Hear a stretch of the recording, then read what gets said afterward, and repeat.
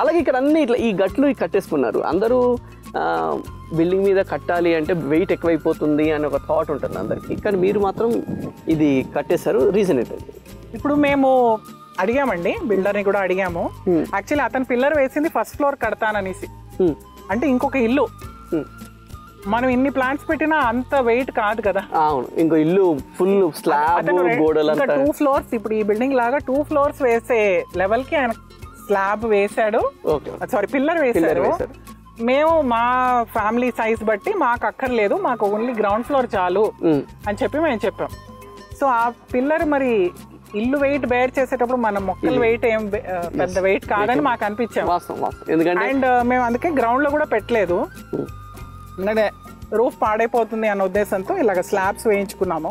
Cleaning easy, మనకి weekly మనం ఊడ్చుకోవడానికి తుడుచుకోవడానికి, ఏదన్నా వాటర్ అలా వెళ్ళిపోతూ ఉంటుంది, మనకి ఎక్కడ స్టాగ్నేషన్ ఉండదు, అక్కడ డ్రైన్ హోల్ ఉంటుంది కాబట్టి ఇలా వెళ్ళిపోతూ ఉంటుంది, ఎక్కడ మనకి నీరు ఆగదు. Okay fine, good. అంటే అదే చాలా మంది డౌట్ ఉంటుంది, వీళ్ళు ఇంటి పైన ఇంత పెద్ద కట్టుకున్నారు, చాలా మంది మా ఇంటికి వచ్చిన గెస్ట్స్ అందరికి ఇదే డౌట్ వస్తుందండి, మీరు అడిగిన డౌటే వాళ్ళు కూడా అడుగుతారు.